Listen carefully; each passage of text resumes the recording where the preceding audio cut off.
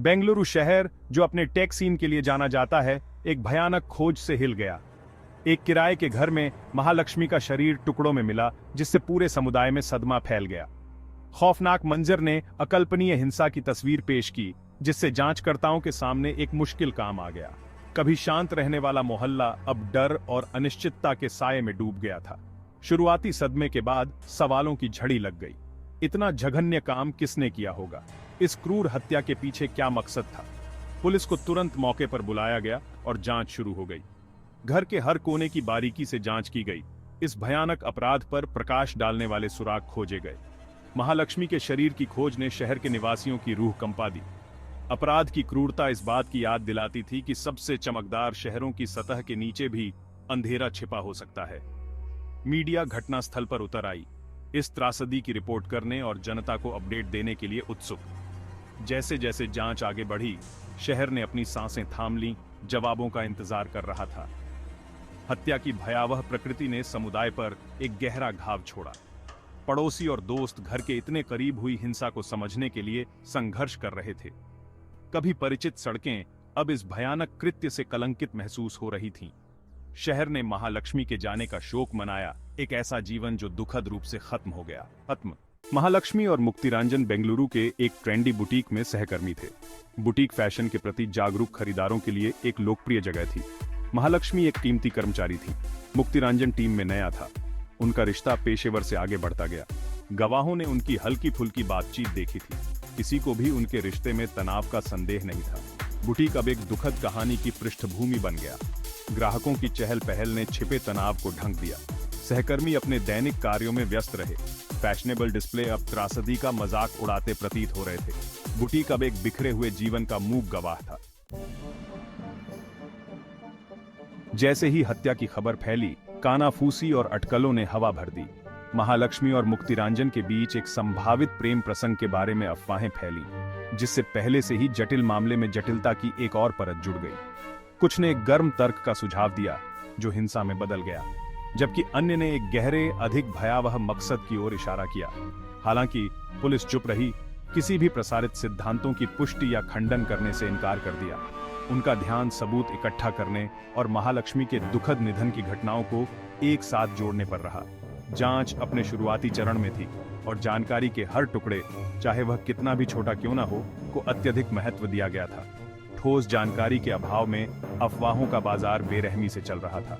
प्रशंसनीय और विचित्र दोनों तरह के सिद्धांत समुदाय में जंगल की आग की तरह फैल गए। दोस्तों और परिचितों ने घटनाओं की अपनी व्याख्या साझा की, जिससे बढ़ते भ्रम में इजाफा हुआ।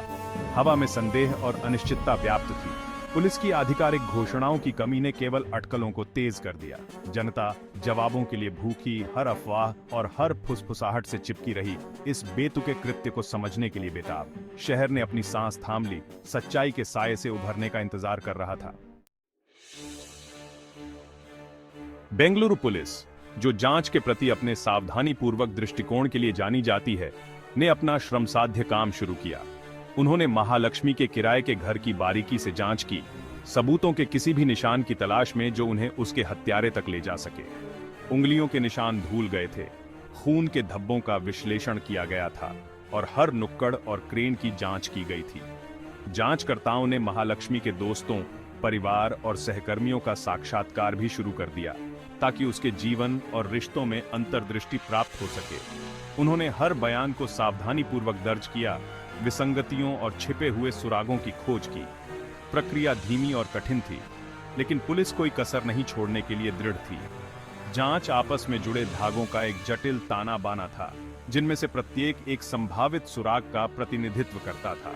पुलिस ने महालक्ष्मी की हत्या के रहस्य को उजागर करने की उम्मीद में हर धागे का सावधानीपूर्वक पालन किया। दबाव बहुत अधिक था, क्योंकि शहर देख रहा था और जवाबों का इंतजार कर रहा था। जांचकर्ताओं ने अपने वर्षों के अनुभव और अटूट समर्पण के साथ पहेली को एक साथ जोड़ने के लिए अथक प्रयास किया।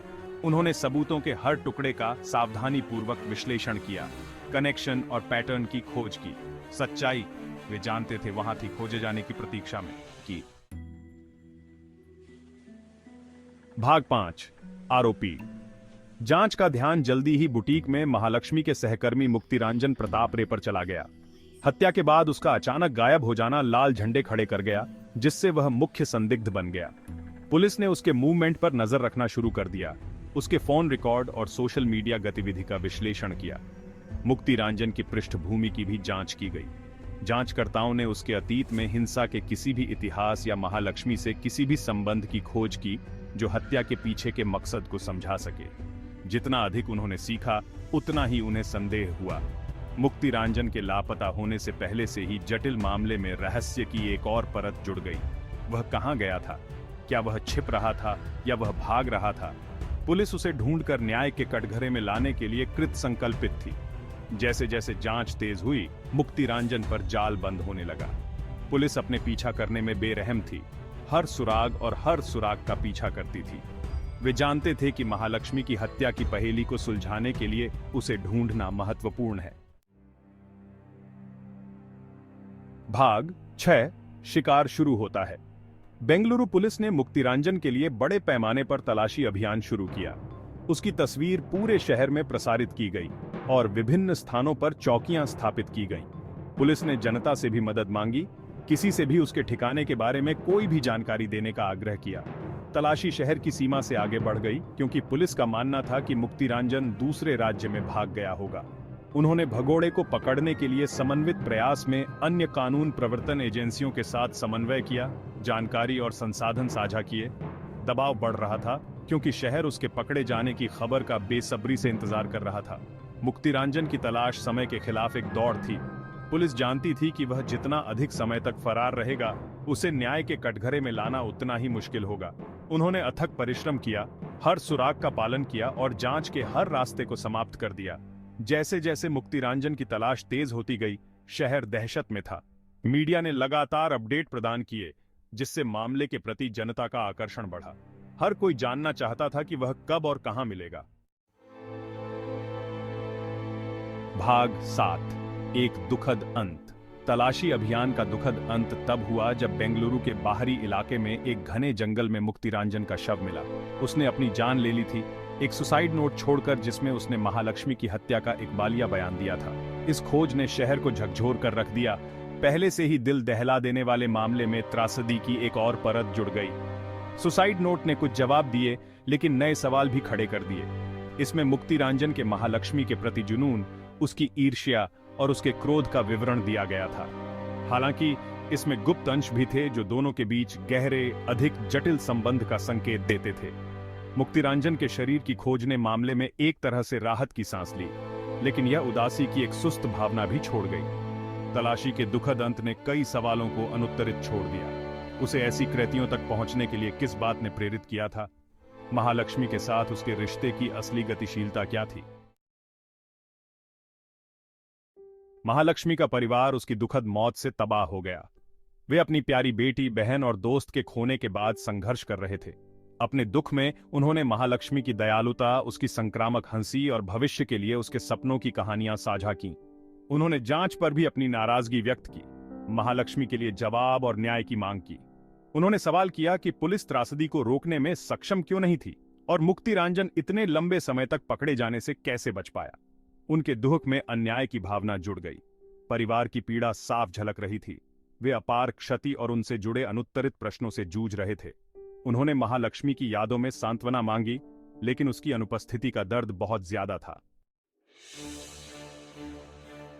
मुक्ति रंजन की आत्महत्या के साथ पुलिस के सामने पहेली के बचे हुए टुकड़ों को जोड़ने का कठिन काम रह गया था। सुसाइड नोट ने कुछ सुराग दिए, लेकिन कहानी में अभी भी अंतराल थे। जांचकर्ताओं ने अपना काम जारी रखा, त्रासदी के पीछे के पूरे सच का पता लगाने के लिए कृत संकल्प। उन्होंने गवाहों का फिर से साक्षात्कार लिया, फॉरेंसिक सबूतों की जांच की और मुक्ति रंजन के निजी सामान का विश्लेषण किया।